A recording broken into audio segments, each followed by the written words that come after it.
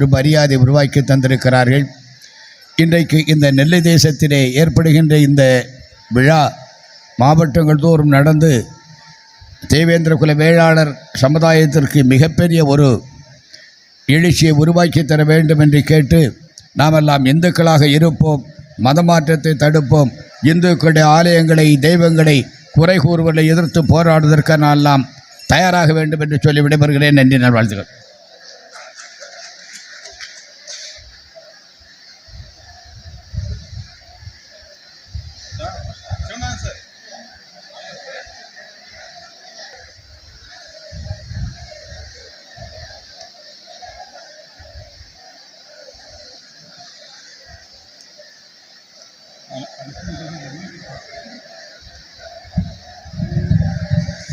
விழாவின் தலைவர் மரியாதைக்குரிய அண்ணன் நயினார் நாகேந்திரன் அவர்கள் உரையாற்றுவதற்கு முன்பாக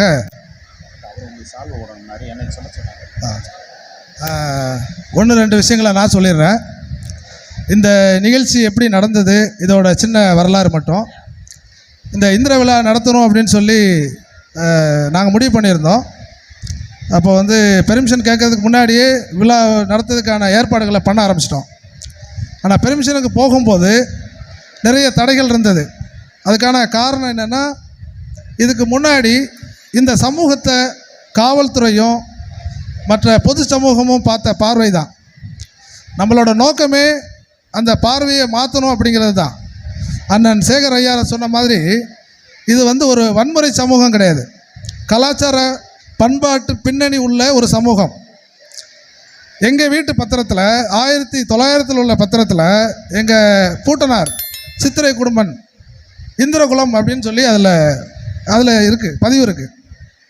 அப்படிப்பட்ட ஒரு இந்திர குலத்தில் பிறந்த நான் வந்து ஒரு பொது சமூகத்திலேயோ காவல்துறையிலையோ ஒரு வேறு மாதிரியான பார்வை பார்க்குறத வந்து எனக்கு பிடிக்கலை. அதை மாற்றணும் அப்படிங்கிறதுக்கு தான் இந்த முயற்சி எடுத்தோம். இந்திர விழா அப்படிங்கிறது இந்திரரை பற்றி சில வரலாறுகள் புனையப்பட்டிருக்கு. அது வந்து பொய்யானது அப்படின்னு எடுத்து சொல்கிறதுக்கு ஒரே ஒரு திருக்குறள் மட்டுமே போதும். அறத்துப்பாலில் 25வது குறள், ஐந்தவித்தான் ஆற்றல் அகல் விசும்புலார் கோமான் இந்திரனே சாலுங்கரி. இந்த குறளை வந்து எனக்கு வயசு இப்போ 45 வயசு ஆகுது. 44 வயசு வரைக்கும் நான் கேட்டதே கிடையாது. எனக்கு நிறைய குறள் நான் படிச்சிருக்கேன், நிறைய குறள்களை மேல்கோள் காட்டி நிறைய இடங்களில் பேசியிருக்கேன், அறிவுரைகள் சொல்லியிருக்கேன். ஆனால் இந்த குறளை வந்து திட்டமிட்டு தமிழறிஞர்கள் அப்படிங்கிற போர்வையில் எல்லாருமே இதை மறைச்சிட்டாங்க. இன்னும் சொல்லப்போனால் திருக்குறளை பற்றி சொல்லும்போது, திருவள்ளுவரை பற்றி பேசும்போது இந்த மாதிரி ஒரு கடவுளோ ஒரு தலைவரோ இதை பற்றி பேசுகிற மாதிரி யாருமே வெளியில் சொல்லி நான் கேட்டதில்லை. ஸோ இந்த குறளை கேட்ட பிறகு தான் எனக்கு வந்து உண்மையிலே இந்திர விழா நடத்தணும்னு சொல்லி தோன்றுறது. அப்போ வந்து பெர்மிஷன் கிடைக்காத போது திரும்ப காவல்துறை அனுமதி இல்லாமல் இந்த நிகழ்ச்சியை நடத்துறதுக்கு எங்களுக்கு விருப்பம் இல்லை. இந்த நிகழ்ச்சியில் நாங்கள் நன்றி சொல்ல கடமைப்பட்டிருக்கிறது முதல்ல திருநெல்வேலி மாநகரத்துக்கு வந்திருக்கக்கூடிய புதிய காவல்துறை ஆய்வு கமிஷனர், அவங்களுக்கு தான் முதல் நன்றி. அந்த சிட்டி கமிஷனர் வந்த பிறகு தான் இந்த நிகழ்ச்சி வந்து இந்த இடத்துல நடக்கிறதுக்கு அனுமதி கொடுத்தாங்க. அப்போ நாங்கள் எடுத்த முடிவு என்னென்னா, இனிமேல் காவல்துறை வந்து இந்த சமூகம் சம்பந்தப்பட்ட விழாக்களை நடத்தும் போது அவங்களுக்கு ஒரு சந்தேகம் வரக்கூடாது. அப்போ வந்து இந்த நிகழ்ச்சி வந்து ரொம்ப கூட்டம் வருதோ அது அவசியம் இல்லை, ஆனால் வந்திருக்கவங்களால பொதுமக்களுக்கோ யாருக்கோ ஒரு முகம் சொல்லிப்பு இருக்கக்கூடாது அப்படின்னு சொல்லி முடிவு பண்ணோம். அதனால தான் வந்து இந்த சின்ன கூட்டம் இருக்குது. அதுக்கப்புறம் இந்த நிகழ்ச்சிக்காக கடுமையாக பாடுபட்டேன். நான் கூட ஊரில் இல்லை, பிலிப்பைன்ஸ் போயிருந்தேன். இந்த நிகழ்ச்சிக்காக கிட்டத்தட்ட 15 பேர் ராத்திரி பகலாக வந்து கஷ்டப்பட்டு இந்த நிகழ்ச்சியை வந்து வெற்றிகரமாக நடத்தியிருக்காங்க. அவங்களுக்கு மேடையில் இருக்க தலைவர்கள் சார்பாக அவங்களுக்கு நான் நன்றி சொல்ல கடமைப்பட்டிருக்கேன். ஏன்னா அவங்க இல்லைன்னா அந்த நிகழ்ச்சியை நடத்தியிருக்க முடியாது.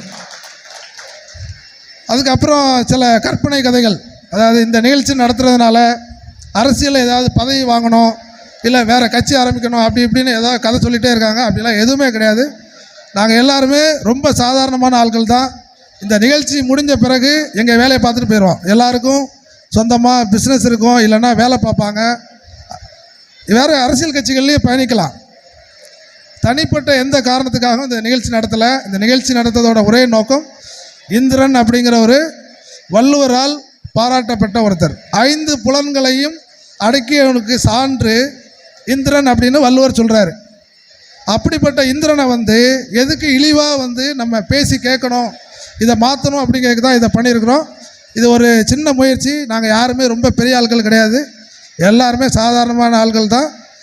குடும்பத்துலேயும் நல்ல ஒரு பேர் வாங்கின ஆட்கள் தான். பிஸ்னஸ் பண்ணி பெருசாக வர்றது ரொம்ப முக்கியம் இல்லை, குடும்ப தலைவராக இருக்கிறது தான் ரொம்ப முக்கியம்.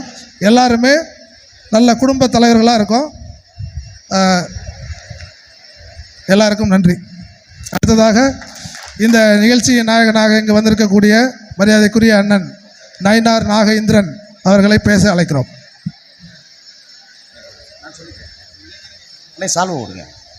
பெரும் நெல்லை சட்டமன்றத்தினுடைய உறுப்பினர்